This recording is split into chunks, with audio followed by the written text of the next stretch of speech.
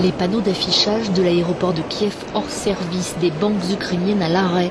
C'est le résultat d'une vaste cyberattaque qui a frappé simultanément ce mardi l'Ukraine et la Russie avant de se propager au reste du monde. Il y a eu un peu un précédent qui s'appelait WannaCry il y a quelques semaines. Oui. À nouveau une attaque mondiale qui se répand en quelques heures et avec ce principe de base de bloquer un PC et de demander une rencontre. WannaCry et Petya, ce sont les deux noms des dernières cyberattaques qui ont touché le monde entier.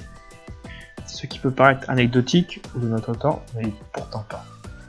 En effet, dans un monde où tout est connecté, ces attaques affectent tout notre système. Les agences gouvernementales, les services publics, les entreprises privées et même les particuliers. L'arme parfaite pour déstabiliser un pays sur quasiment tous les domaines. Pourtant, il semblerait que la plupart des observateurs ne semblent pas saisir la portée d'une telle arme dans un tel contexte géopolitique. Sans logistique, efforts humains, on déstabilise le monde entier et crée des conflits qui n'ont pas lieu d'être. On a pu le voir récemment sur la campagne présidentielle américaine et française avec la supposée ingérence russe dans ces deux élections. Ce domaine est très peu encadré, pourtant il est une violation claire de la souveraineté des États. Si pour une nouvelle génération cela semble évident, il apparaît pourtant une mauvaise compréhension de ces nouveaux enjeux. Il y a 100 ans, la mort d'un prince pourrait déclencher une guerre, qui sait, une cyberattaque pourrait déclencher de nouveaux conflits.